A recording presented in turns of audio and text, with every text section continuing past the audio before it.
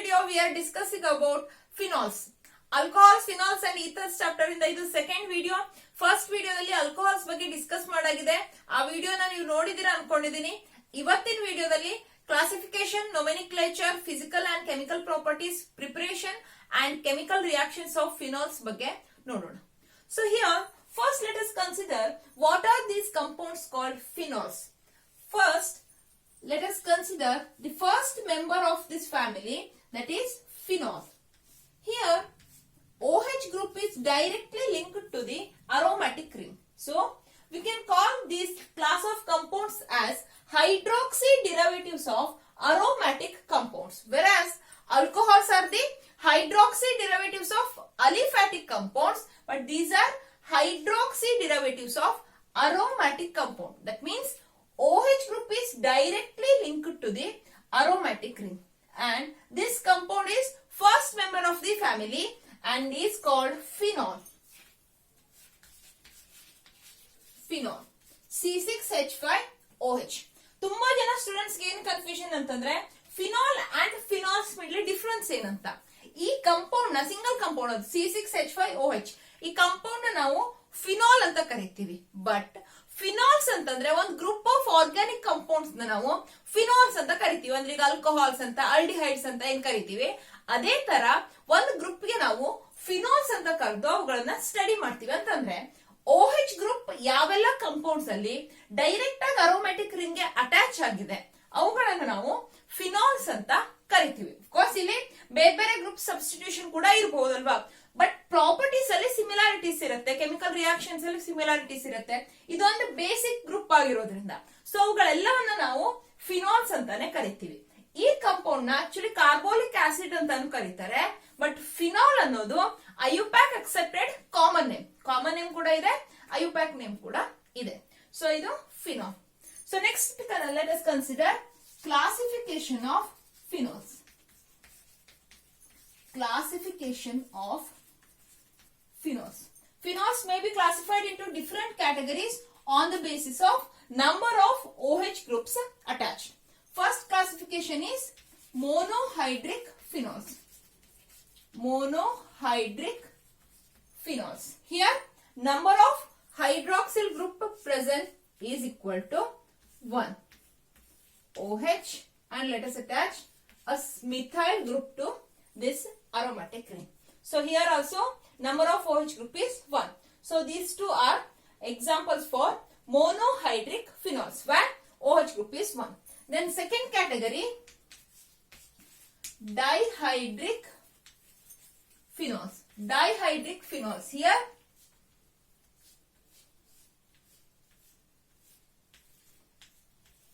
number of OH group attached is equal to 2.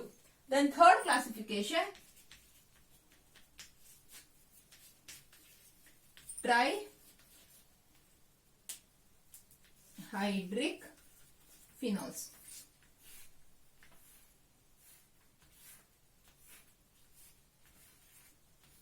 OH, OH and OH. 3 OH groups are there. These are the classifications of phenols. ಏನಿಲ್ಲ, number of OH groups ನೀವು ಈಗಾಗಲೇ alcohols ಅಲ್ಲಿ study ಮಾಡಿದಿರಲ್ವಾ, ಅದೇ ತರ OH group 1 ಇದೆ ಮೋನೋಹೈಡ್ರಿಕ್, 2 ಇದೆ ಡೈಹೈಡ್ರಿಕ್ and 3 ಇದ್ರೆ ಟ್ರೈಹೈಡ್ರಿಕ್. And more than 3 ಇದೆ ಅಂತಂದ್ರೆ those are called polyhydric phenols. So next let us consider nomenclature of phenols. ಈ ಕಂಪೌಂಡ್ ನ ನೇಮ್ ಮಾಡೋದು ಹೇಗೆ? ಯೂಶುವಲಿ ಕಾಮನ್ ನೇಮ್ ಅಲ್ಲಾದ್ರೆ ನಾವು ಪೊಸಿಷನ್ಸ್ ನ ಇಂಡಿಕೇಟ್ ಮಾಡೋದಕ್ಕೆ ಆರ್ಥೋ, ಮೆಟಾ ಅಂಡ್ ಪ್ಯಾರಾ ಈ ರೀತಿ ಯೂಸ್ ಮಾಡ್ತೀವಿ. ಅಂದ್ರೆ ಈಗ ಇಲ್ಲಿ ಆರ್ಥೋ ಪೊಸಿಷನ್ ಅಲ್ಲಿ ಇದೆ ಅವ್ರ ಪ್ಯಾರಾ ಪೊಸಿಷನ್ ಅಲ್ಲಿ ಇದೆ, ಆ ರೀತಿ 1, 2 ಇದ್ರೆ ಆರ್ಥೋ, 1, 3 ಇದ್ರೆ ಮೆಟಾ ಅಂಡ್ 1, 4 ಇದ್ರೆ ಪ್ಯಾರಾ ಕಾಮನ್ ಸಿಸ್ಟಮ್ ಅಲ್ಲಿ. ಬಟ್ ಐಯುಪ್ಯಾಕ್ ಸಿಸ್ಟಮ್ ಅಲ್ಲಿ ಆದ್ರೆ 1, 2, 1, 3 ಅಂಡ್ 1, 4 ಈ ರೀತಿ ಸಿಸ್ಟಮ್ ನಂಬರ್ಸ್ ನ ಯೂಸ್ ಮಾಡ್ತೀವಿ. ಅಂದ್ರೆ ಪೊಸಿಷನ್ಸ್ ನ ಇಂಡಿಕೇಟ್ ಮಾಡೋದಕ್ಕೆ ಮೋರ್ ದನ್ 1 ಗ್ರೂಪ್ಸ್ ಈ ಬೆನ್ಸಿನ್ ರಿಂಗ್ ಗೆ ಅಟ್ಯಾಚ್ ಆಗಿದೆ ಅಂತ ಅಂದ್ರೆ. ಒಂದೇನಂತಂದ್ರೆ ನಿಮ್ಗೆ ಐಯುಪ್ಯಾಕ್ ಸಿಸ್ಟಮ್ ಅಂತ ತಗೊಂಡ್ರೆ ಇಲ್ಲಿ ನೇಮಿಂಗ್ ಅಲ್ಲಿ 2 ಡಿಫರೆಂಟ್ ವೇಸ್ ಅಲ್ಲಿ ನೇಮ್ ಮಾಡ್ತೀವಿ. ಬಟ್ ನಾನು ಇಲ್ಲಿ NCERT ನಲ್ಲಿ ಯಾವ ರೀತಿ ನೇಮಿಂಗ್ ಕೊಟ್ಟಿದಾರೋ ಅದೇ ರೀತಿ ನೇಮ್ ಮಾಡೋದನ್ನ ಹೇಳ್ತೀನಿ. ಸೊ ಇಲ್ಲಿಗ ಜಸ್ಟ್ ನಾನು ಆರ್ಥೋ, ಪ್ಯಾರಾ ಅಂಡ್ ಮೆಟಾ ಅಂತ ಹೇಳಿದೆ. ಅಂದ್ರೆ ಪೊಸಿಷನ್ ಇಂಡಿಕೇಟ್ ಮಾಡೋದಕ್ಕೆ. ನಮ್ಗೆ ಸಿಂಪಲ್ ಈ ಮಾಲಿಕ್ಯೂಲ್ ಇದೆ ಅಂತಂದ್ರೆ ನಾವ್ ಇದನ್ನ ಕ್ರಿಸಾಲ್ ಅಂತ ಕರಿತೀವಿ. ಇದು ಕ್ರಿಸಾಲ್. ಜಸ್ಟ್ ಬೆಂಜಿನ್ ರಿಂಗ್ ಮೇಲೆ ಒಂದು CH3 ಗ್ರೂಪ್ ಇದೆ ಅಂಡ್ ಒಂದು OH ಗ್ರೂಪ್ ಇದೆ ಅಂತಂದ್ರೆ ಕ್ರಿಸಾಲ್ ಅಂತ ಕರಿತೀವಿ. ಬಟ್ ಸಿಂಪಲ್ ಆಗಿ OH ಅಂಡ್ CH3 ಅಂತ ತಗೊಂಡ್ರು ಕೂಡ ಈ ಮೊಲಿಕ್ಯುಲರ್ ಫಾರ್ಮುಲಾ ತಗೊಂಡ್ರೆ ನಿಮ್ಗೆ 3 ಐಸೋಮರ್ಸ್ ಬರ್ಬೋದಲ್ಲ, ಡಿಫ್ರೆಂಟ್ ಐಸೋಮರ್ಸ್. ಅಂದ್ರೆ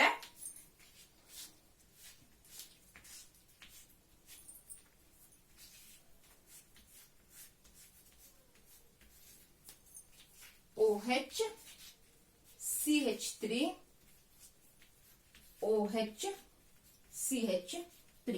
ಸೊ ಈ ಮೂರು ಕಾಂಪೌಂಡ್ ಗೆ ಮೊಲಿಕ್ಯುಲರ್ ಫಾರ್ಮುಲಾ ಸೇಮ್ ಇದೆ, ಬಟ್ ಸ್ಟ್ರಕ್ಚರಲ್ ಏನಂತಂದ್ರೆ ಈ CH3 and OH respective position ಅಲ್ಲಿ ಡಿಫರೆನ್ಸ್ ಇದೆ. ಸೊ ನಾವ್ ಇದನ್ನ ಏನಂತ ಕರಿತೀವಿ, ಆರ್ಥೋ ಟು ಈಚ್ ಅದರ್ ಅಲ್ವಾ. 1, 2 ಪೊಸಿಷನ್ ಅಲ್ಲಿ ಇದೆ ಅಂತಂದ್ರೆ ನಾವ್ ಇದನ್ನ ಆರ್ಥೋ ಕ್ರಿಸಾಲ್ ಅಂತ ಕರಿತೀವಿ. ಬಟ್ ಇಲ್ಲಿ ಮೆಟಾ ಕ್ರಿಸಾಲ್ ಇದನ್ನ ನಾವು ಪ್ಯಾರಾ ಕ್ರಿಸಾಲ್ ಅಂತ ಕರಿತೀವಿ. Simple ortho, meta and para. Then dihydric phenols ಅಲ್ಲಿ ಕೂಡ ನೀವು ಈ ಮೊಲಿಕ್ಯುಲರ್ ಫಾರ್ಮುಲಾ ಕನ್ಸಿಡರ್ ಮಾಡಿದ್ರೆ ಜಸ್ಟ್ ಆರ್ಥೋ ಪೊಸಿಷನ್ ಅಲ್ಲೇ ಇವೆರಡು ಅಕ್ಕಪಕ್ಕದ ಪೊಸಿಷನ್ ಅಲ್ಲೇ ಇರ್ಬೇಕಂತ ಇದೆಯಾ? 1, 3 ಪೊಸಿಷನ್ ಅಲ್ಲಿ ಇರ್ಬೋದಲ್ವಾ? ಅಂದ್ರೆ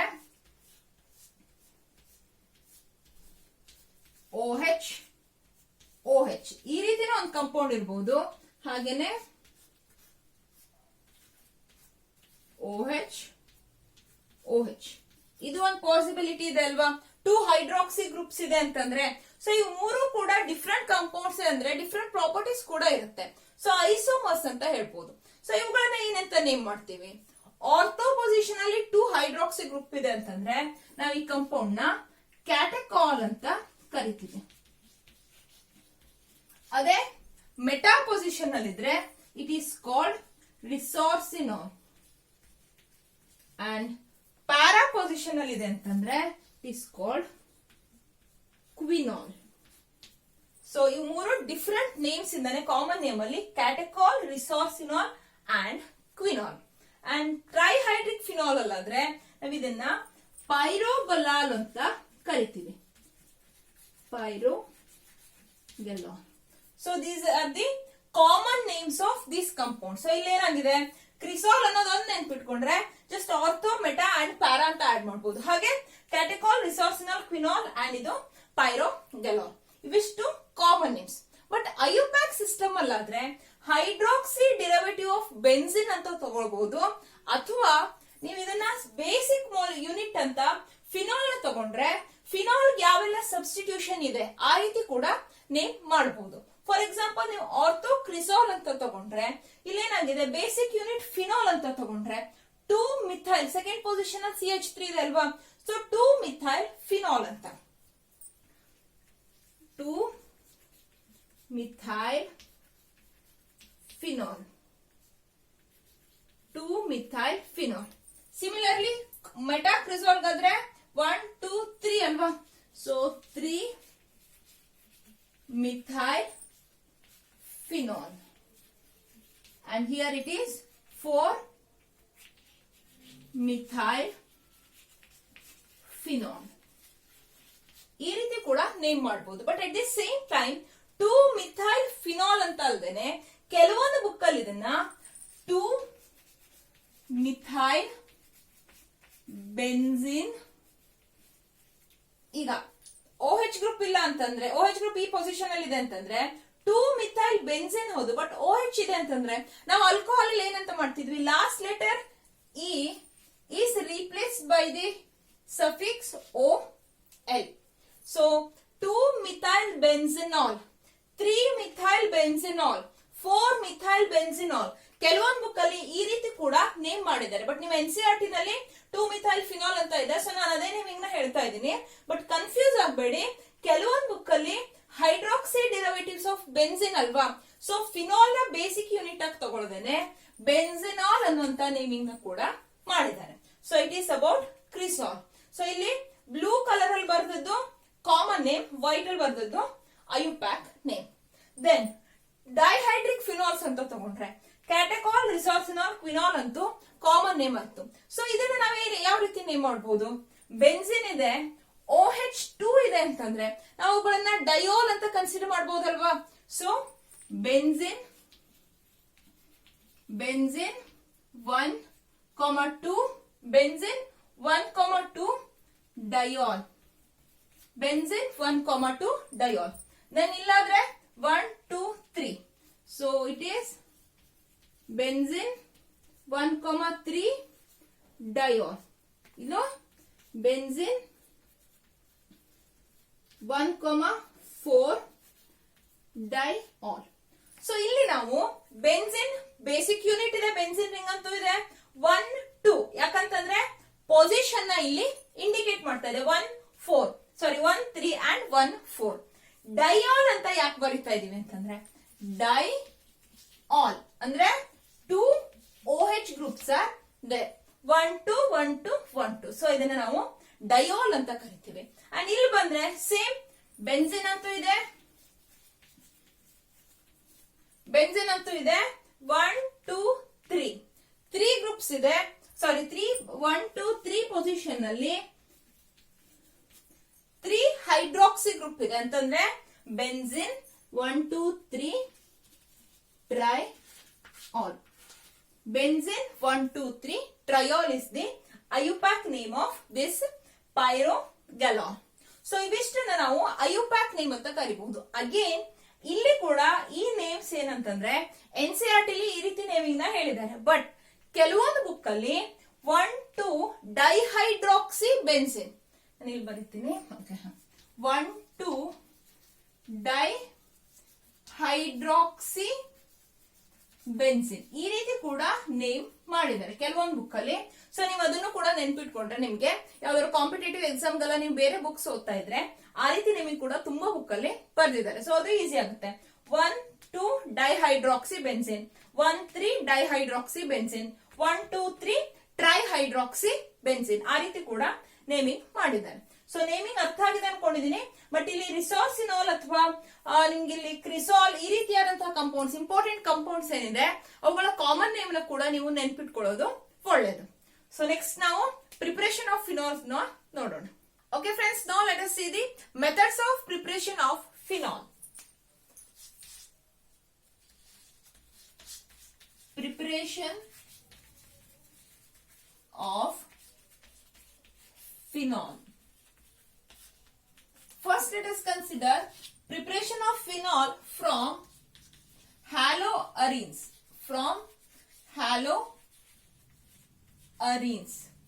First, let us consider chlorobenzene.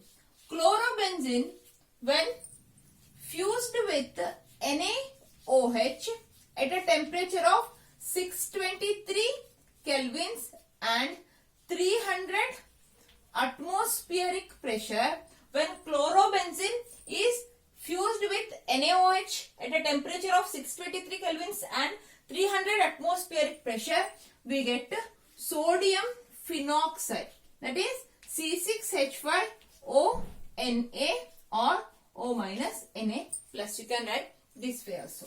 So it is sodium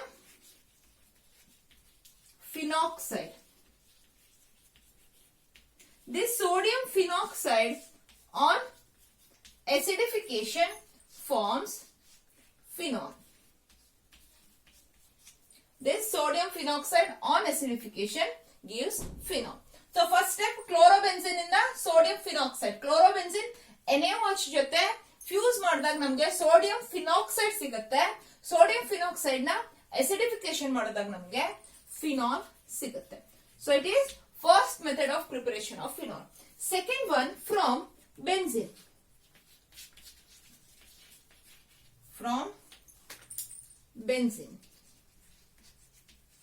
Here, first benzene is sulfonated with oleum. Benzene is sulfonated with oleum, that is H2S2O7. Oleum. So sulphonation ಮಾಡಿದ್ರೆ benzene, first P U ನಲ್ಲಿ ನೋಡಿದ್ರಲ್ವಾ, benzene ಸಲ್ಫೋನೇಷನ್ ಮಾಡಿದ್ರೆ ಏನಾಗುತ್ತೆ ನಮ್ಗೆ benzene sulphonic acid ಸಿಗುತ್ತೆ, that is C6H5SO3H. It is benzene sulfonic acid. Sulfonic acid. This benzene sulfonic acid, when heated with molten NaOH, when this benzene sulfonic acid is heated with molten NaOH, forms sodium phenoxide. This sodium phenoxide on acidification gives phenol. So first in madodu, so benzene sulfonation with oleum H2S2O7. So namge benzene sulfonic acid sigutte.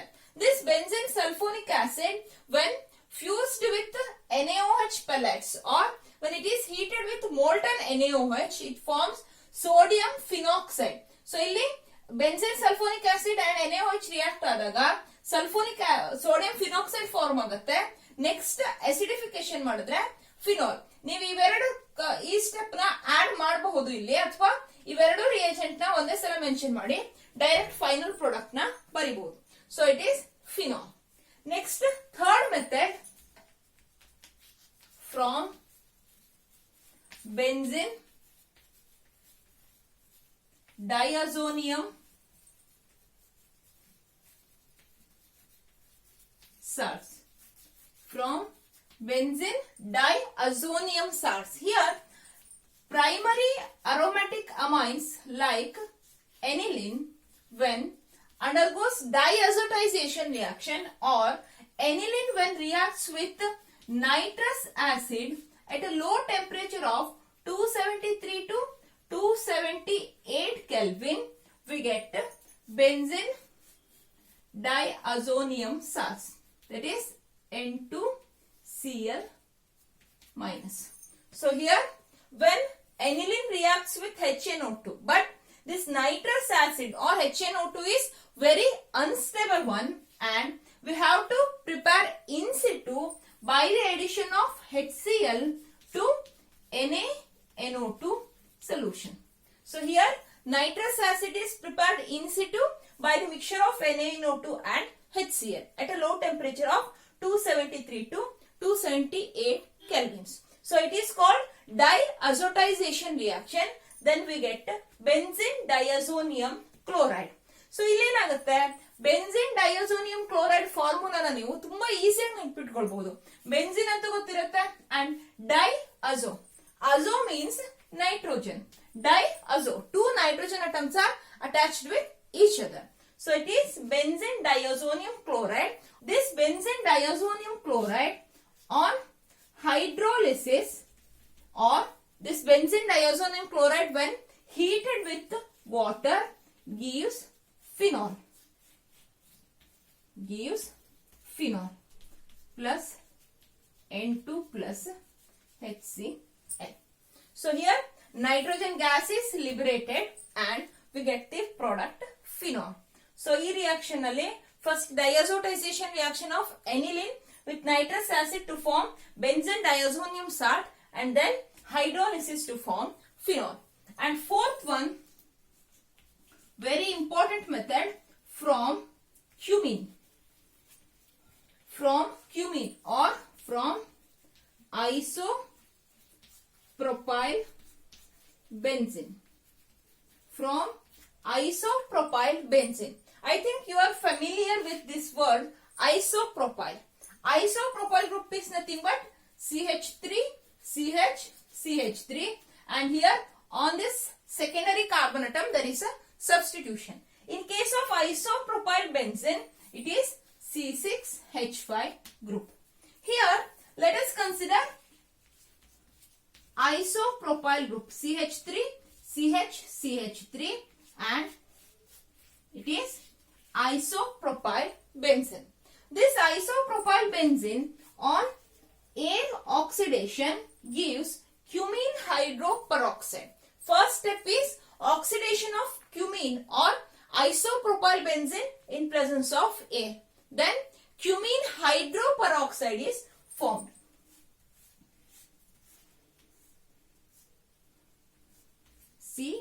CH3, CH3. So ಇವಿಷ್ಟು unit ಅಂತೂ ಹಾಗೆ ಇರುತ್ತೆ. So peroxide linkage ಅಂದ್ರೇನು? O linkage linkage ಅಲ್ವಾ. Then hydrogen peroxide ಅಂದ್ರೇನು? H2O2. H2O2 hydrogen peroxide structure ಈ ರೀತಿ ಇರುತ್ತೆ. ಇಲ್ಲಿ ಕೂಡ ನಮ್ಗೆ ಇಲ್ಲಿ ಕೂಡ ಪೆರಾಕ್ಸೈಡ್ ಸಿಗ್ತಾ ಇದೆ ಅಂತಂದ್ರೇನು? ಸಿಂಪಲ್ O2 ಜೊತೆ ಏರ್ ಆಕ್ಸಿಡೇಷನ್ ಮಾಡ್ತಾ ಇದೀವಲ್ವಾ, COO ಒಂದ್ ಪೆರಾಕ್ಸೈಡ್ ಲಿಂಕೇಜ್ ಮಾಡಿದ್ರೆ ಆಯ್ತು, ದೆನ್ H. ಸೊ ಇಲ್ಲಿ O2 ಮಾಲಿಕ್ಯೂಲ್ ನ ನೀವು ಇಂಟ್ರೊಡ್ಯೂಸ್ ಮಾಡ್ತಿದ್ದೀರಾ. ಮೆಕ್ಯಾನಿಸಮ್ ಹೇಗೆ ಇರಲಿ, ನಿಮ್ಗೆ ಮೆಕ್ಯಾನಿಸಮ್ ಅಂತೂ ಸ್ಟಡಿ ಮಾಡೋಕಿಲ್ಲ ಅಲ್ವಾ. ಸಿಂಪಲ್ ಆಗಿ ನೀವು ಈ ರೀತಿ ನೆನ್ಪಿಟ್ಕೊಳ್ಳಿ. ನಾವು ಇಲ್ಲಿ ಏರ್ ಆಕ್ಸಿಡೇಷನ್ ಮಾಡ್ತಾ ಇದೀವಿ. ಸೊ O2 ಮಾಲಿಕ್ಯೂಲ್ ಏನ್ ಮಾಡುತ್ತೆ, ಈ C ಅಂಡ್ H ಮಿಡ್ಲ್ ಅದು ಜಾಯಿನ್ ಆಗುತ್ತೆ. So we get cumin hydro peroxide. Cumene hydroperoxide is formed. This cumene hydroperoxide, when it is heated with dilute acids, then we get phenol. So this cumene hydroperoxide ಇದೆ ಅಲ್ವಾ, simple ನಾವು last final product ಏನು? Phenol ಅಂದ್ರೆ C6H5OH. ಇಲ್ಲಿ ಈ O ಮತ್ತೆ ಈ carbon ಒಂದು ಲಿಂಕೇಜ್ ಆಗುತ್ತೆ. ನಾನು ಈಗ ಹೇಳ್ತಾ ಇದ್ದೀನಿ, ಇಲ್ಲಿ ಮೆಕ್ಯಾನಿಸಮ್ ಥ್ರೂ ಹೇಳ್ತಾ ಇರೋದಲ್ಲ, ಜಸ್ಟ್ ನೀವು ಹೇಗೆ ನೆನ್ಪಿಟ್ಕೊಳ್ಬೇಕಂತ ಹೇಳ್ತಾ ಇದ್ದೀನಿ. ಸೊ ಇಲ್ಲಿ ಕಾರ್ಬನ್ ಅಂಡ್ ಆಕ್ಸಿಜನ್ ಒಂದು ಬಾಂಡ್ ಆಗುತ್ತೆ. ಫಿನಾಲ್ ಫಾರ್ಮುಲಾ ಅಂತ ಗೊತ್ತೇ ಇದೆ ಅಲ್ವಾ. ಸೊ ಇಲ್ಲಿ ಫಿನಾಲ್ ಒಂದು ಫಾರ್ಮ್ ಆಗಿದೆ ಅಂತಂದ್ರೆ ಮತ್ತೊಂದು ಪ್ರಾಡಕ್ಟ್ ಏನು? CH3 C double bond O CH3. It is acetone or propanone. So it is important byproduct of this cumene process. So here in case of preparation of phenol from cumene or isopropyl benzene, first this cumene or isopropyl benzene is air oxidized to form cumene hydroperoxide, which on treating with dilute acids forms phenol and acetone or propanone. ಇದು ತುಂಬಾ important ಆದ question. ನಿಮ್ಮ annual exam ಅಲ್ಲ ತುಂಬಾ ಸಲ ಕೇಳಿರುವಂತ question. So preparation ಅರ್ಥ ಆಗಿದೆ ಅನ್ಕೊಂಡಿದೀನಿ. ನೆಕ್ಸ್ಟ್ ನಾವು ಪ್ರಾಪರ್ಟೀಸ್ ಕಡೆ ಹೋಗೋಣ. Okay friends, now let us consider physical properties of phenol. Phenol actually colourless liquid, but atmospheric air ಜೊತೆ ಅದು ಆಕ್ಸಿಡೇಷನ್ ಆಗಿ ಕ್ವಿನಾಲ್ ಅನ್ನುವಂತಹ ಡಾರ್ಕ್ ಪಿಂಕ್ ಕಲರ್ ನ ಕಂಪೌಂಡ್ ನ ಫಾರ್ಮ್ ಮಾಡುತ್ತೆ. ಸೊ ಓಪನ್ ಏರ್ ಗೆ ನೀವು ಎಷ್ಟೊತ್ತನ್ನ ಎಕ್ಸ್ಪೋಸ್ ಮಾಡ್ತಿರೋ ಫಿನಾಲ್ ನ ಕಲರ್ ಅಷ್ಟು ಡಾರ್ಕ್ ಆಗ್ತಾ ಹೋಗುತ್ತೆ due to oxidation. Next boiling point ಅಂತ ನೋಡಿದ್ರೆ, aromatic compounds usually higher boiling point ಇರುತ್ತೆ. ಫಿನಾಲ್ ಅಲ್ಲಿ ಹೈಡ್ರೋಜನ್ ಬಾಂಡಿಂಗ್ ಕೂಡ ಫಾರ್ಮ್ ಆಗೋದ್ರಿಂದ ಫಿನಾಲ್ ಗೆ ಹೈಯರ್ ಬಾಯ್ಲಿಂಗ್ ಪಾಯಿಂಟ್ ಇರುತ್ತೆ. ಇಲ್ಲಿ ಸಬ್ಸ್ಟಿಟ್ಯೂಷನ್ ಹೆಚ್ಚಾಗ್ತಾ ಹೋದ್ರೆ ಅಥವಾ ಮಾಲಿಕ್ಯುಲರ್ ಮಾಸ್ ಇನ್ಕ್ರೀಸ್ ಆಗ್ತಾ ಹೋಯ್ತು ಅಂತಂದ್ರೆ ಫಿನಾಲ್ಸ್ ಅಲ್ಲಿ ಬಾಯ್ಲಿಂಗ್ ಪಾಯಿಂಟ್ ಕೂಡ ಇನ್ಕ್ರೀಸ್ ಆಗುತ್ತೆ. ಹೈಡ್ರೋಜನ್ ಬಾಂಡಿಂಗ್ ಅಂತ ನೋಡಿದ್ರೆ, oxygen of one molecule hydrogen bond form ಮಾಡುತ್ತೆ ಹೈಡ್ರೋಜನ್ ಆಫ್ ಅನದರ್ ಮಾಲಿಕ್ಯೂಲ್ ಜೊತೆ. ಇಲ್ಲಿ ಹೈಡ್ರೋಜನ್ ಅಂತಂದ್ರೆ OH ಗ್ರೂಪ್ ನ ಹೈಡ್ರೋಜನ್. ನೆಕ್ಸ್ಟ್ ಸೊಲ್ಯುಬಿಲಿಟಿ ಅಂತ ನೋಡಿದ್ರೆ, ಆಬ್ವಿಯಸ್ಲಿ ಇಲ್ಲೊಂದು ಹೈಡ್ರೋಫೋಬಿಕ್ ಅರೋಮ್ಯಾಟಿಕ್ ರಿಂಗ್ ಇದೆ. ಸೊ ಇನ್ಸಾಲ್ಯುಬಲ್ ಆಗ್ಬೇಕಿತ್ತು, ಆದ್ರೆ OH ಗ್ರೂಪ್ ಏನ್ ಮಾಡುತ್ತೆ, ವಾಟರ್ ಮಾಲಿಕ್ಯೂಲ್ಸ್ ಜೊತೆ ಕೂಡ ಹೈಡ್ರೋಜನ್ ಬಾಂಡ್ ಫಾರ್ಮೇಶನ್ ಮಾಡೋದ್ರಿಂದ phenol slightly soluble in water ಇರುತ್ತೆ. ನೆಕ್ಸ್ಟ್ ನೋಡಿದ್ರೆ ಕರೋಸಿವ್ ನೇಚರ್. ಇದು ಆಕ್ಚುಲಿ ಆಲ್ಮೋಸ್ಟ್ ಆಲ್ ಫಿನಾಲ್ಸ್ ಗೆ ಕರೋಸಿವ್ ನೇಚರ್ ಇರುತ್ತೆ. ಅಂದ್ರೆ ಒನ್ ಡ್ರಾಪ್ ಫಿನಾಲ್ ನಿಮ್ಮ ಕೈ ಮೇಲೆ ಬಿತ್ತು ಅಂತಂದ್ರೆ ಬರ್ನಿಂಗ್ ಸೆನ್ಸೇಷನ್ ಕೊಡುತ್ತೆ. ನಾವು ಅದನ್ನ ಕರೋಸಿವ್ ನೇಚರ್ ಅಂತ ಕರಿತೀವಿ. ಈ ಕರೋಸಿವ್ ನೇಚರ್ ಕೂಡ ಕ್ಯಾರೆಕ್ಟರಿಸ್ಟಿಕ್ ಪ್ರಾಪರ್ಟೀಸ್ ಆಫ್ ಫಿನಾಲ್ಸ್ ಅಂತ ಹೇಳ್ಬಹುದು. Next let us consider chemical reactions of phenol. Chemical reactions of phenol. Here we can classify these chemical reactions into two categories. First one, reactions involving cleavage of OH bond, and second one, reactions involving cleavage of C and O bond. Same all alcohol ಅಲ್ಲಿ ಮಾಡಿದ classification OH bond cleavage ಆಗುತ್ತೆ and CO bond cleavage ಆಗುತ್ತೆ. First let us consider the reactions involving cleavage of oxygen and hydrogen bond. Here first one, reaction with metals. Phenol when reacts with active metals like sodium, potassium or magnesium like that, it forms sodium phenoxide. Sodium ಜೊತೆ react ಆದಾಗ sodium phenoxide form ಆಗುತ್ತೆ. And when phenol reacts with these metals, liberation of hydrogen gas takes place. So it is an example for reaction of phenol with metals. And second one, in case of the reactions involving cleavage of OH bond, second one, esterification reaction. Esterification reaction. Here formation of ester takes place when phenol reacts with carboxylic acid in presence of strong acids. It forms ester. OCOR dash plus H2O.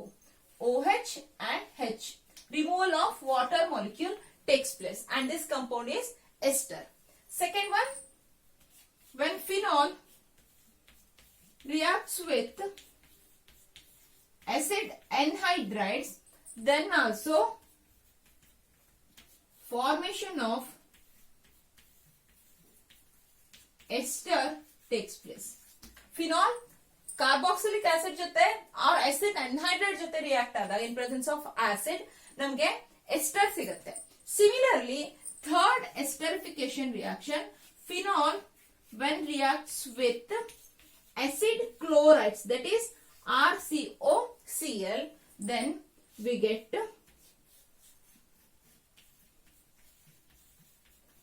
esters plus HCl. But in case of the reaction with acid chloride, we use pyridine as the solvent. It just neutralizes the acid formed by the reaction. ಈ reaction ಅಲ್ಲಿ H and Cl. HCl remove ಆಗುತ್ತೆ.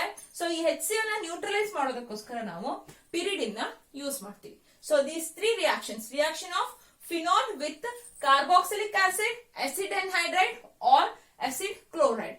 In all the three reactions, we get ester as the product. So these reactions are called esterification reactions. So ಇಲ್ಲಿ cleavage OH bond ಅಂತ ನೋಡಿದ್ರೆ reaction with metals and esterification reactions. ಇಲ್ಲಿ ನಿಮಗೆ reaction of phenol with metal ಅಂತ ನೋಡಿದ್ರೆ usually ಯಾವುದೇ compound ಆಗಿರಬಹುದು, sodium ಜೊತೆ ರಿಯಾಕ್ಟ್ ಆಗಿ ಸಾಲ್ಟ್ ಅಂಡ್ ಹೈಡ್ರೋಜನ್ ಗ್ಯಾಸ್ ನ ಲಿಬರೇಟ್ ಮಾಡ್ತಾ ಇದೆ ಅಂತಂದ್ರೆ ನಾವ್ ಇದಕ್ಕೆ ಅಸಿಡಿಕ್ ನೇಚರ್ ಇದೆ ಅಂತ ಹೇಳ್ಬೋದಲ್ವಾ. ಸೊ ನಮ್ಗೆ ಫಿನಾಲ್ಗೆ ಅಸಿಡಿಕ್ ನೇಚರ್ ಇದೆಯಾ ಇಲ್ವಾ ಅಂತ ನೋಡೋದಕ್ಕೆ ನಾವ್ ಇನ್ನೊಂದು ರಿಯಾಕ್ಷನ್ ನೋಡೋಣ. ಏನಂತಂದ್ರೆ reaction of phenol with sodium hydroxide.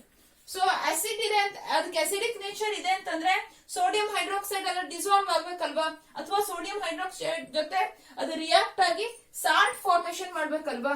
So phenol when reacts with sodium hydroxide, it forms sodium phenate and H2O. So these two reactions practically prove the acidic nature of phenol. ಇವೆರಡು reaction ನೋಡಿ ನಾವು ಫಿನಾಲ್ಗೆ acidic nature ಇದೆ ಅಂತ ಹೇಳ್ಬೋದು. But ನಮ್ಗೆ reason for acidic nature of phenol ಕೂಡ ಬೇಕಲ್ವಾ, ಯಾಕೆ ಫಿನಾಲ್ ಅಸಿಡ್ ಆಗಿ ರಿಯಾಕ್ಟ್ ಆಗ್ತಾ ಇದೆ ಅಂತ. ಸೊ ಅದಕ್ಕೆ ನೋಡೋದಕ್ಕೆ ನಾವು ಫಸ್ಟ್ ಅಯೋನೈಸೇಷನ್ ಆಫ್ ಫಿನಾಲ್ ನೋಡೋಣ. OH. ಸೊ ಇದು ಅಯೋನೈಸ್ ಆದ್ರೆ ಏನಾಗುತ್ತೆ, phenoxide ion O minus plus H plus form ಆಗುತ್ತೆ. ಸೊ ಅಯೋನೈಸೇಷನ್ ರಿಯಾಕ್ಷನ್ ನಾನಿಲ್ಲಿ ಈಕ್ವಿಲಿಬ್ರಿಯಂ ಸೈನ್ ಯಾಕೆ ಯೂಸ್ ಮಾಡ್ತಾ ಇದ್ದೀನಿ ಅಂತಂದ್ರೆ ಫಿನಾಲ್ ವೀಕ್ ಆಸಿಡ್. ನೀವು pKa ವ್ಯಾಲ್ಯೂ ಕನ್ಸಿಡರ್ ಮಾಡಿದ್ರು ಕೂಡ ಫಿನಾಲ್ ವೀಕರ್ ಆಸಿಡ್ ಅನ್ನೋದು ಗೊತ್ತಾಗುತ್ತೆ. ಸೊ ನಾನು ಇಲ್ಲಿ ಈಕ್ವಿಲಿಬ್ರಿಯಂ ಸೈನ್ ನ ಯೂಸ್ ಮಾಡ್ತಾ ಇದ್ದೀನಿ.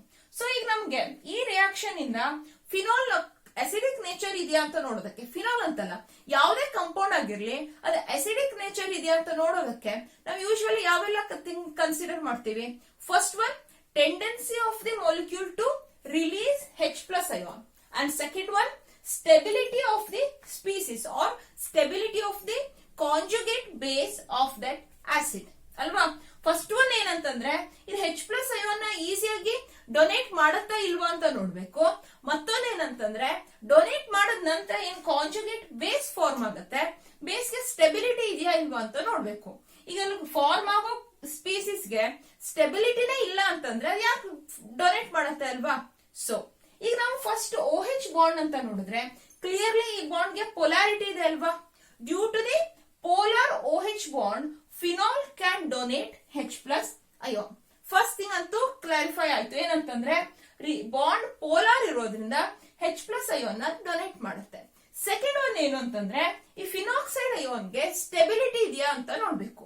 ಯೂಶುವಲಿ ಒಂದು ಸ್ಟ್ರಕ್ಚರ್ಗೆ ಅಥವಾ ಒಂದು ಕಂಪೌಂಡ್ಗೆ ರೆಸೋನೆನ್ಸ್ ಸ್ಟ್ರಕ್ಚರ್ಸ್ ನ ನಾವು ಬರೀಬಹುದು ಅಂತಂದ್ರೆ, ಮ್ಯಾಕ್ಸಿಮಮ್ ರೆಸೋನೆನ್ಸ್ ಸ್ಟ್ರಕ್ಚರ್ಸ್ ಬರೀಬಹುದು ಅಂತಂದ್ರೆ ಅದು ಸ್ಟೇಬಲ್ ಅಂತ.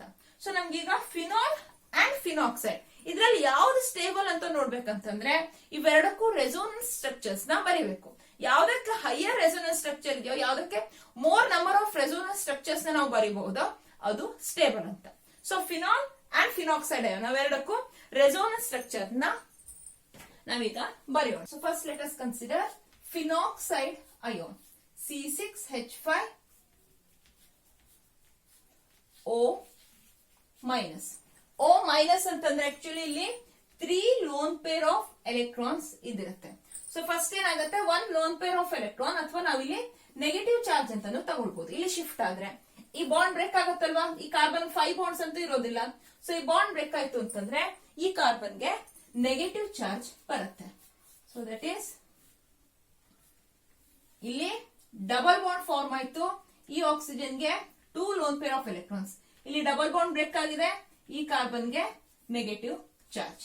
ನೆಕ್ಸ್ಟ್ ಏನಾಗುತ್ತೆ, ಈ ನೆಗೆಟಿವ್ ಚಾರ್ಜ್ ಇಲ್ಲಿ ಶಿಫ್ಟ್ ಆಗುತ್ತೆ, ಈ ಕಾರ್ಬನ್ಗೆ negative charge, double bond O, then here is a double bond, here is a double bond, this carbon gets a negative charge. Next structure ಏನಾಗುತ್ತೆ, ಈ ನೆಗೆಟಿವ್ ಚಾರ್ಜ್ ಇಲ್ಲಿ ಶಿಫ್ಟ್ ಆಗುತ್ತೆ, ದೆನ್ ಈ ಕಾರ್ಬನ್ಗೆ negative charge.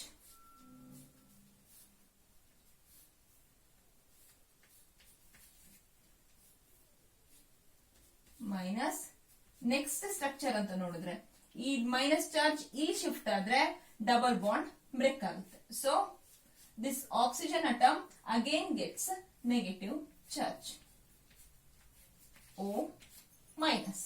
So these are the resonance structures of phenoxide ion. So totally 1 2 3 4 5 5 resonance structures na ಬರೀಬಹುದು.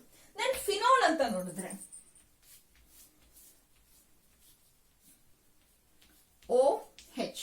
Phenoxide ion O minus ಇದ್ರೆ oxygen ಗೆ 3 lone pair of electrons ಇರುತ್ತೆ, but phenol ಅಲ್ಲಿ only 2 lone pair of electrons ಇದಿರುತ್ತೆ. First ಏನಾಗುತ್ತೆ, ಈ lone pair of electrons ಇಲ್ಲಿ shift ಆದ್ರೆ ಈ ಕಾರ್ಬನ್ 5 ಬಾಂಡ್ಸ್ ಅಂತೂ ಇರಲ್ಲ, carbon oxygen double bond form ಆಯ್ತು ಅಂತಂದ್ರೆ ಸೊ ಈ ಡಬಲ್ ಬಾಂಡ್ ಇಲ್ಲಿ ಶಿಫ್ಟ್ ಆಗುತ್ತೆ.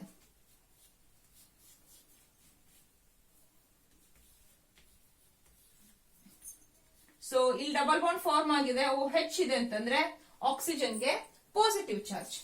ನೆಕ್ಸ್ಟ್ ಈ ಎಲೆಕ್ಟ್ರಾನ್ಸ್ ಇಲ್ಲಿ ಶಿಫ್ಟ್ ಆಗುತ್ತೆ, ಸೊ ಈ ಕಾರ್ಬನ್ಗೆ ನೆಗೆಟಿವ್ ಚಾರ್ಜ್.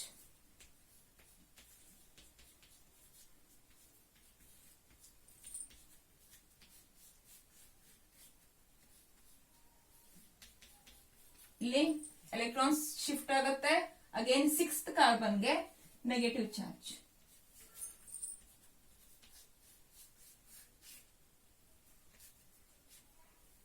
ಎಲೆಕ್ಟ್ರಾನ್ ಶಿಫ್ಟ್ ಆಗುತ್ತೆ ಅಂಡ್ ಈ ಡಬಲ್ ಬಾಂಡ್ ಬ್ರೇಕ್ ಆಗುತ್ತೆ. So OH 2 lone pair of electrons again formed. So these are the resonance structures of phenol. So 1 2 3 4 5 ಈಗ ಏನ್ ಮಾಡೋದು, ಇವೆರಡೂ ಸ್ಪೀಸೀಸ್ ಗೆ ಫಿನಾಲ್ ಅಂಡ್ ಫಿನಾಕ್ಸೈಡ್ ಅಯೋನ್ ಇವೆರಡಕ್ಕೂ 5 ರೆಸೋನೆನ್ಸ್ ಸ್ಟ್ರಕ್ಚರ್ಸ್ ಇದೆ ಅಂತಂದ್ರೆ, ಯಾವ್ದಾದ್ರು ಒಂದು 5 1 4 ಇದೆ ಅಂತಂದ್ರೆ maximum number of resonance structure ಯಾವ ಕಂಪೌಂಡ್ ಇದೆಯೋ ನಾವು ಅದನ್ನ ಸ್ಟೇಬಲ್ ಅಂತ ಹೇಳ್ಬೋದು. ಇಲ್ಲಿ equal number of resonance structure ಇದೆ. ಈಗ ಏನ್ ಮಾಡೋದು, stability of this resonance structures ನೋಡಿದ್ರೆ ಇಲ್ಲಿ ಈ 3 ಸ್ಟ್ರಕ್ಚರ್ಸ್ ನೋಡಿದ್ರೆ ಫಿನಾಲ್ ನ ರೆಸೋನೆನ್ಸ್ ಸ್ಟ್ರಕ್ಚರ್ಸ್ ನೋಡಿದ್ರೆ ಇಲ್ಲಿ ಆಕ್ಸಿಜನ್ ಅಟಮ್ಗೆ ಪಾಸಿಟಿವ್ ಚಾರ್ಜ್ ಇದೆ, ಇದು ಅಕ್ಸೆಪ್ಟ್ ಮಾಡ್ಕೋಬಹುದು. Oxygen actually electron negative atom ಇದೆ, ಸೊ ಪಾಸಿಟಿವ್ ಚಾರ್ಜ್ ಇದೆ ಅಂತಂದ್ರೆ ಅದನ್ನ ಅಕ್ಸೆಪ್ಟ್ ಮಾಡ್ಕೊಳಕ್ ಆಗೋದಿಲ್ಲ ಅಷ್ಟು. ಮತ್ತೊಂದೇನಂತಂದ್ರೆ ಪಾಸಿಟಿವ್ ಚಾರ್ಜ್ ಇದೆ, ನೆಗೆಟಿವ್ ಚಾರ್ಜ್ ಇದೆ. ಪಾಸಿಟಿವ್ ಚಾರ್ಜ್ ಏನ್ ಮಾಡುತ್ತೆ, ಫಿನಾಲ್ ನ ಡಿಸ್ಟೆಬಿಲೈಸ್ ಮಾಡುತ್ತೆ. ಪಾಸಿಟಿವ್ ಚಾರ್ಜ್ ಅಂದ್ರೆ ಆಕ್ಸಿಜನ್ ಈ ಸ್ಟ್ರಕ್ಚರ್ ನ ಡಿಸ್ಟೆಬಿಲೈಸ್ ಮಾಡುತ್ತೆ. So comparatively phenoxide ion phenol ಗಿಂತ ಸ್ಟೇಬಲ್ ಇರುತ್ತೆ, because in these resonance structures positive charge on the oxygen destabilise the compound. So ಇಲ್ಲೇನಾಗುತ್ತೆ, ಫಿನಾಕ್ಸೈಡ್ ಅಯಾನ್ ಸ್ಟೇಬಲ್ ಇದೆ. ಸೊ ಎರಡು ಕಂಡೀಷನ್ ಸ್ಯಾಟಿಸ್ಫೈ ಆಯ್ತಲ್ವಾ. ಫಿನಾಲ್ ಅಲ್ಲಿ due to polarity of this bond it can donate H plus ion and conjugate base of the phenol, that is phenoxide ion, gets a stability through resonance. So phenol ಗೆ acidity ಇದೆ ಅಂತ, acidic nature ಗೆ ಇದನ್ನ ನಾವು reasons ಅಂತ ತಗೊಳ್ಬಹುದು. Next substituent group ಇದ್ರೆ ಏನು? ನಾವು ಫಿನಾಲ್ ಒಂದೇ ಕಾಂಪೌಂಡ್ ನ ಸ್ಟಡಿ ಮಾಡ್ತಾ ಇದೀವ, ಟೋಟಲ್ ಗ್ರೂಪ್ ಫಿನಾಲ್ಸ್ ನ ಸ್ಟಡಿ ಮಾಡ್ತಾ ಇದೀವಲ್ವಾ. ಸೊ ಫಿನಾಲ್ಗೆ ಸಬ್ಸ್ಟಿಟ್ಯೂಯೆಂಟ್ ಗ್ರೂಪ್ ಇದ್ರೆ ಏನಾಗುತ್ತೆ? For example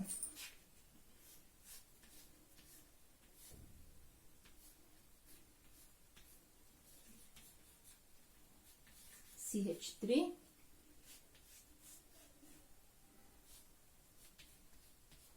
OH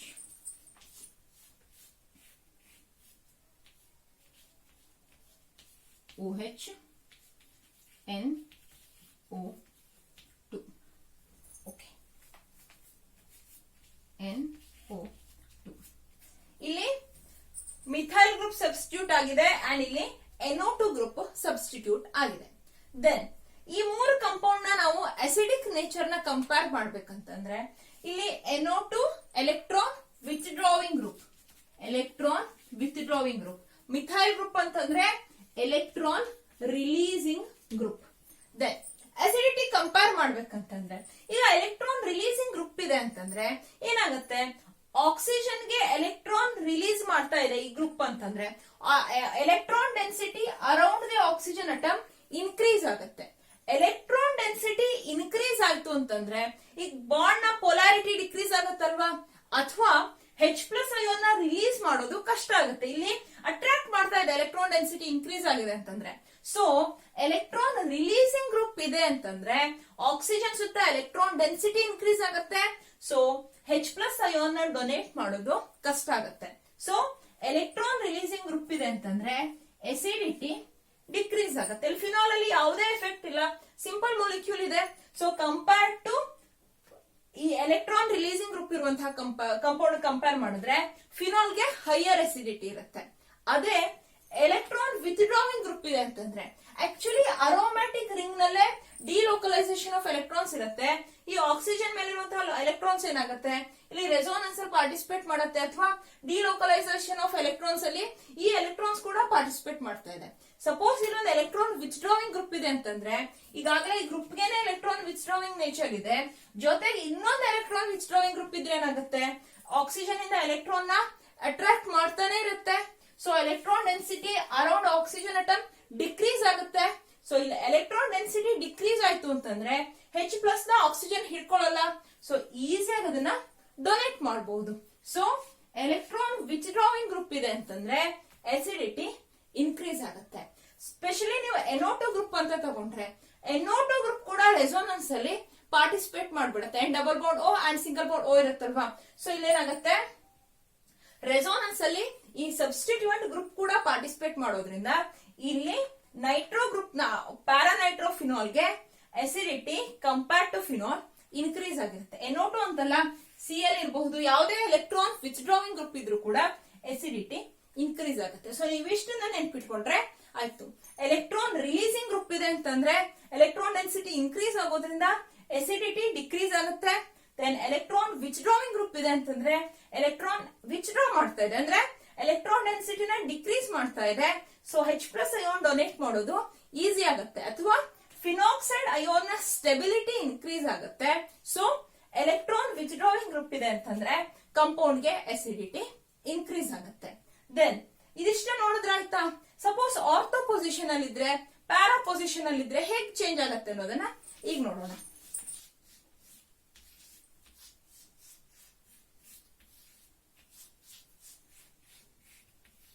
So first let us consider meta position, then ortho, then para position.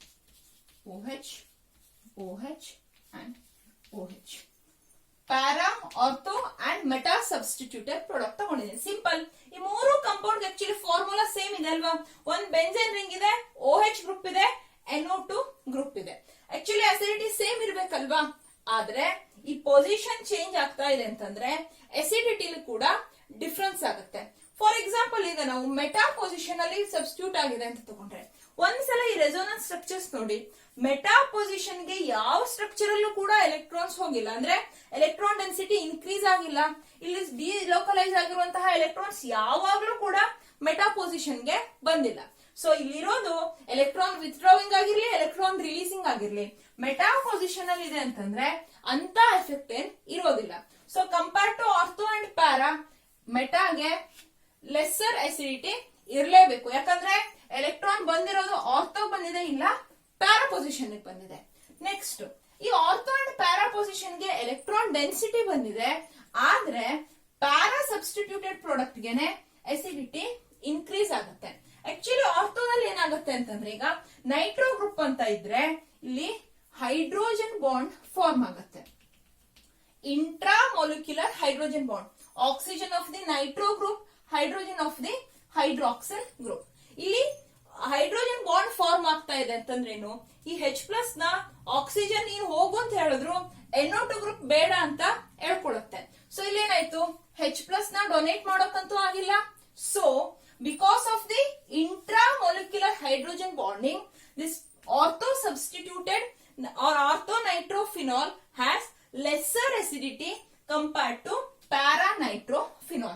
Para nitrophenol ಅಲ್ಲಾದ್ರೆ NO2 group 4th position ಅಲ್ಲಿ ಇದೆ ಅಂತಂದ್ರೆ ಈಸಿಯಾಗಿ ಇಲ್ಲಿ ರೆಸೋನೆನ್ಸ್ ಸ್ಟೆಬಿಲೈಸ್ ಆಗಿ ಕೂಡ ಆಗುತ್ತೆ, ಹಾಗೇನೆ ಸ್ಟಿಯರಿಕ್ ಹಿಂಡರೆನ್ಸ್ ಏನು ಪ್ರಾಬ್ಲಮ್ ಇಲ್ಲ, ಇಲ್ಲಿ ಈಸಿಯಾಗಿ ಅಸಿಡಿಟಿ ಅಥವಾ ಈ H+ ಅಯೋನ್ ನ ಡೊನೇಟ್ ಮಾಡಬಹುದು. So meta less than ortho less than para. So para substituted product ಗೆ ಅಸಿಡಿಟಿ ಹೈಯರ್ ಇರುತ್ತೆ. ಹಾಗೇನೆ ಸಬ್ಸ್ಟಿಟ್ಯೂಟ್ ಗ್ರೂಪ್ ನ ನಂಬರ್ ಇನ್ಕ್ರೀಸ್ ಆಯ್ತು ಅಂತಂದ್ರೆ, ಸಬ್ಸ್ಟಿಟ್ಯೂಟ್ ಗ್ರೂಪ್ ಗೆ ನಂಬರ್ ಇನ್ಕ್ರೀಸ್ ಆಯ್ತು ಅಂತಂದ್ರೆ, ಫಾರ್ ಎಕ್ಸಾಂಪಲ್ ಇಲ್ಲಿ ಜಸ್ಟ್ 1 NO2 ಗ್ರೂಪ್, ಇಲ್ಲಿ 2 NO2 groups and here NO2 and NO2.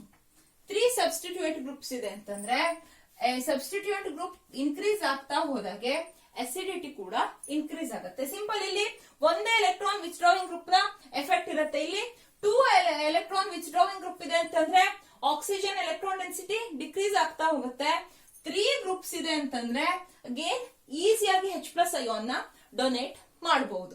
So substitute group increase ಆಗ್ತಾ ಹೋಯ್ತು ಅಂತಂದ್ರೆ ಅಸಿಡಿಟಿ ಕೂಡ ಇನ್ಕ್ರೀಸ್ ಆಗ್ತಾ ಹೋಗುತ್ತೆ. ಇನ್ನೊಂದು ಇಂಪಾರ್ಟೆಂಟ್ ಪಾಯಿಂಟ್ ನೀವು ನೆನ್ಪಿಟ್ಕೊಳ್ಬೇಕಂತಂದ್ರೆ, acidity inversely proportional to pKa. So pKa value ಜಾಸ್ತಿ ಇದೆ ಅಂತಂದ್ರೆ ಆ ಕಂಪೌಂಡ್ ಗೆ ಅಸಿಡಿಟಿ ಕಡಿಮೆ ಇರುತ್ತೆ. ನಿಮ್ಗೆ ಒಂದೊಂದ್ಸಲ pKa ವ್ಯಾಲ್ಯೂ ಅಷ್ಟೇ ಕೊಟ್ಟು ಇನ್ಕ್ರೀಸಿಂಗ್ ಆರ್ ಡಿಕ್ರೀಸಿಂಗ್ ಆರ್ಡರ್ ಅಲ್ಲಿ ಅರೇಂಜ್ ಮಾಡಿ ಅನ್ನೋ ಕ್ವಶನ್ಸ್ ಕೂಡ ಬರುತ್ತೆ. ಒಂದ್ಸಲ CET ನಲ್ಲಿ ಕೇಳಿದ್ರು ಲಾಸ್ಟ್ 2 years ಬ್ಯಾಕ್. ಸೊ ಈಗ ಈ ರೀತಿ ಅಸಿಡಿಟಿ pKa ವ್ಯಾಲ್ಯೂಗೆ ಇನ್ವರ್ಸ್ಲಿ ಪ್ರಪೋರ್ಷನಲ್. pKa ವ್ಯಾಲ್ಯೂ ಹೆಚ್ಚಿಗೆ ಇದೆ ಅಂತಂದ್ರೆ ಆಸಿಡ್ ವೀಕ್ ಅಂತ. ಸೊ ಇವಿಷ್ಟನ್ನ ನೆನ್ಪಿಟ್ಕೊಂಡ್ರೆ ಆಯ್ತು. ಇದು ಅರ್ಥ ಆಗಿದೆ ಅನ್ಕೊಂಡಿದೀನಿ. Next reactions involving cleavage of carbon and oxygen bond ನ ನೋಡೋಣ. Okay friends, now let us consider electrophilic aromatic substitution reactions of phenol. ಈಗಷ್ಟೇ ನಾವು ರೆಸೋನೆನ್ಸ್ ಸ್ಟ್ರಕ್ಚರ್ಸ್ ಆಫ್ ಫಿನಾಲ್ ನೋಡಿದ್ವಿ. ಅಲ್ಲಿ ಆರ್ಥೋ ಅಂಡ್ ಪ್ಯಾರಾ ಪೊಸಿಷನ್ ಅಲ್ಲಿ ನೆಗೆಟಿವ್ ಚಾರ್ಜ್ ಬರ್ತಾ ಇದೆ ಅಂತಂದ್ರೆ ಎಲೆಕ್ಟ್ರೋಫೈಲ್ ಫಿನಾಲ್ ಮೇಲೆ ಅಟ್ಯಾಕ್ ಮಾಡ್ತು ಅಂದ್ರೆ ನಮಗೆ ortho and para substituted product ಸಿಗುತ್ತೆ. So first let us consider nitration of phenol. First phenol, the reaction of phenol with dilute nitric acid at a temperature of 298 Kelvin. From this reaction, we get a mixture of products, that is orthonitrophenol and paranitrophenol. Even though the product para substituted product is major one, here we have to consider the separation of these two compounds. Here we can use steam distillation for separation of ortho and para substituted product. Just look at the structures. In case of ortho substituted product, intramolecular hydrogen bond is formed. That means this minor product or ortho substituted product has lower boiling point or it is steam volatile.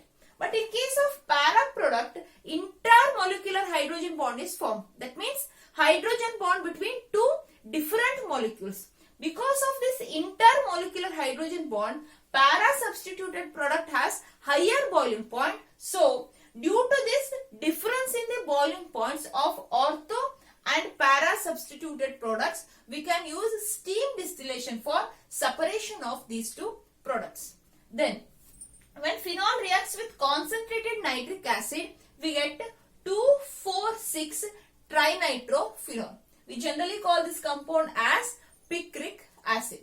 Actually reaction alli yield kadme irutte, still picric acid ee reaction inda sigutte. Then bromination or halogenation reaction.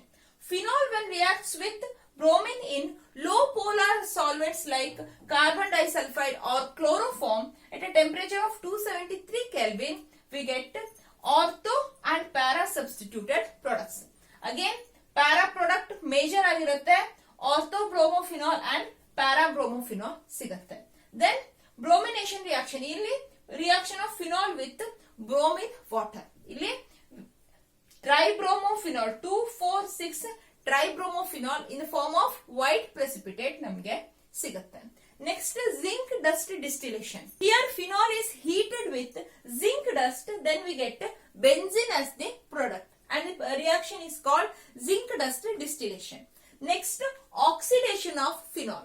Here phenol is oxidized by using chromic acid, then we get conjugated diketone, that is benzoquinone. ನಾನು colour of phenol ಹೇಳುವಾಗ ಕ್ವಿನೋನ್ ಆಗಿ convert ಆಗುತ್ತೆ ಅಂತ ಹೇಳಿದ್ದೆ. So ಕ್ವಿನೋನ್ಸ್ ಅಲ್ಲಿ ಒಂದು example ಅಂತಂದ್ರೆ ಬೆನ್ಸೋ ಕ್ವಿನೋನ್. ಇಲ್ಲಿ ಏನಾಗುತ್ತೆ ಅಂತಂದ್ರೆ ಸಿಂಪಲ್ ನಾನೀಗ ಆಕ್ಸಿಡೈಸ್ ಆಗತ್ತೆ ಅಂತ ಹೇಳಿದ್ದೆ. ಈ ರಿಯಾಕ್ಷನ್ ಏನಂತಂದ್ರೆ ಕ್ರೋಮಿಕ್ ಆಸಿಡ್ ನ ಪ್ರೆಸೆನ್ಸ್ ಅಲ್ಲಿ ಆಕ್ಸಿಡೇಷನ್, ಬಟ್ ಅಟ್ಮಾಸ್ಫಿಯರ್ ಏರ್ ಇದ್ದಾಗ ಕೂಡ ಫಿನಾಲ್ ಆಕ್ಸಿಡೈಸ್ ಆಗುತ್ತೆ. Next very important reaction Kolbe's reaction. Here phenol is react with first NaOH, then we get sodium phenoxide or sodium phenate. This sodium phenate when heated with carbon dioxide under pressure, then we get the COH group introduced on this position, and that product on acidification gives salicylic acid. So here electrophilic substitution of CO2 takes place and the product so formed is generally known as salicylic acid, or we can name it as 2-hydroxybenzoic acid. 2-hydroxybenzoic acid. It is Kolb's reaction. Reaction ಏನಿಲ್ಲ, first NaOH ಜೊತೆ react ಆದ್ರೆ sodium phenoxide ಸಿಗುತ್ತೆ. Sodium phenoxide carbon dioxide ಜೊತೆ heat ಮಾಡಿದ್ರೆ ಅಥವಾ under pressure heat ಮಾಡಿದಾಗ ನಮಗೆ ಈ COH ಗ್ರೂಪ್ ಇಲ್ಲಿ ಇಂಟ್ರೊಡ್ಯೂಸ್ ಆಗುತ್ತೆ. ನೀವು ಈ ರಿಯಾಕ್ಷನ್ ತುಂಬಾ ಈಸಿಯಾಗಿ ನೆನ್ಪಿಟ್ಕೊಳ್ಬಹುದು. ಇಲ್ಲಿ ಹೇಗೂ CH ಇರುತ್ತೆ ಅಲ್ವಾ, CO2 ನ ಈ C and H ಮಿಡ್ಲ್ ಅಲ್ಲಿ CO2 ನ ಇಂಟ್ರೊಡ್ಯೂಸ್ ಮಾಡ್ಬಿಟ್ರೆ ನಿಮ್ಗೆ ಪ್ರಾಡಕ್ಟ್ ಸಿಗತ್ತೆ. ಸಿಂಪಲ್ ಆಗಿದೆ. ಇಲ್ಲಿ ಅಸಿಡಿಫಿಕೇಶನ್ ಆಕ್ಚುಲಿ ರಿಯಾಕ್ಷನ್ ಆ ರೀತಿ ಆಗಲ್ಲ, ನೀವು ನೆನಪಿಟ್ಕೊಳ್ಬಹುದು ಅಂತ ಹೇಳಿದೆ ಅಷ್ಟೇ.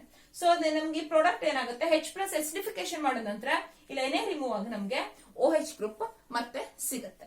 Next another important named reaction Riemann-Tiemann reaction. Here phenol first reacts with alkaline chloroform solution or mixture of chloroform CHCl3 and NaOH. Then the CHO group is introduced to this benzene ring. Then this product on acidification gives salicylaldehyde, which is 2-hydroxybenzaldehyde. IUPAC name usually ನಾವು ಇದನ್ನ ಸ್ಯಾಲಿಸಿಲಾಲ್ಡಿಹೈಡ್ ಅಂತ ಕರಿತೀವಿ. So ಇಲ್ಲಿ first ಏನಂತಂದ್ರೆ CHCl3 and NaOH mixture ಜೊತೆ phenol react ಆದಾಗ ನಮ್ಗೆ ಒಂದು ಇಂಟರ್ಮೀಡಿಯೇಟ್ ಸಿಗುತ್ತೆ, ಅಥವಾ ಜನರಲ್ ಆಗಿ ಏನ್ ಹೇಳ್ಬಹುದು, ಈ ರಿಯೇಜೆಂಟ್ ಜೊತೆ ಯೂಸ್ ರಿಯಾಕ್ಟ್ ಆದಾಗ CHO ಗ್ರೂಪ್ ಇಲ್ಲಿ ಇಂಟ್ರೊಡ್ಯೂಸ್ ಆಗುತ್ತೆ. ದೆನ್ ಅಗೇನ್ ಅಸಿಡಿಫಿಕೇಶನ್ ಮಾಡಿದ್ರೆ Na ಪ್ಲಸ್ ರಿಮೂವ್ ಆಗಿ OH ಗ್ರೂಪ್ ನಮ್ಗೆ ಸಿಗುತ್ತೆ. So product salicylaldehyde. Kolbe's reaction ಅಲ್ಲಿ ಸ್ಯಾಲಿಸಿಲಿಕ್ ಆಸಿಡ್, Riemann-Tiemann ರಿಯಾಕ್ಷನ್ ಅಲ್ಲಿ ಸ್ಯಾಲಿಸಿಲಾಲ್ಡಿಹೈಡ್. ಇವೆರಡು ರಿಯಾಕ್ಷನ್ ತುಂಬಾ ಇಂಪಾರ್ಟೆಂಟ್. ಇವಿಷ್ಟು ರಿಯಾಕ್ಷನ್ಸ್ ನ electrophilic substitution reaction of phenol ಅಂತ ಹೇಳ್ಬಹುದು. ಸೊ ಫಿನಾಲ್ ಬಗ್ಗೆ ಹೇಳಿದ್ದು ನಿಮ್ಗೆ ಅರ್ಥ ಆಗಿದೆ ಅನ್ಕೊಂಡಿದೀನಿ. ಹಾಗೆ alcohol and phenols acidity compare ಮಾಡಿರೋ ವಿಡಿಯೋನ ಈಗಾಗಲೇ ಅಪ್ಲೋಡ್ ಮಾಡಿದೀನಿ, ಆ ಲಿಂಕ್ ಇಲ್ಲಿ ಬರ್ತಾ ಇದೆ. ಆ ವಿಡಿಯೋನ ನೋಡಿ, ಯಾಕಂದ್ರೆ CET ಅಂತ ಎಕ್ಸಾಮ್ ಅಲ್ಲಿ ಅಸಿಡಿಟಿನ ಆರ್ಡರ್ ಮಾಡುವಂತ ಕ್ವಶನ್ಸ್ ಬಂದೇ ಬರುತ್ತೆ. ಹಾಗೆ ನೆಕ್ಸ್ಟ್ ವಿಡಿಯೋದಲ್ಲಿ ಈಥರ್ಸ್ ಬಗ್ಗೆ ನೋಡೋಣ. ಈ ವಿಡಿಯೋದಲ್ಲಿ ಹೇಳಿದ್ರಲ್ಲಿ ಏನಾದ್ರು ಡೌಟ್ ಇದೆ ಅಂದ್ರೆ ಕಮೆಂಟ್ ಮಾಡಿ, ನಿಮ್ಮ ಡೌಟ್ ಸಾಲ್ವ್ ಮಾಡಿ ಕೊಡ್ತೀನಿ. ಹಾಗೆ ಈ ವಿಡಿಯೋ ಬಗ್ಗೆ ನಿಮ್ಮ ಒಪಿನಿಯನ್ ಕಮೆಂಟ್ ಮಾಡಿ, ಈ ವಿಡಿಯೋನ ಲೈಕ್ ಮಾಡಿ, ನಿಮ್ಮ ಫ್ರೆಂಡ್ಸ್ ಜೊತೆ ಶೇರ್ ಮಾಡಿ, ಹಾಗೆ ನನ್ನ ಚಾನಲ್ಗೆ ಸಬ್ಸ್ಕ್ರೈಬ್ ಮಾಡಿ. Thank you.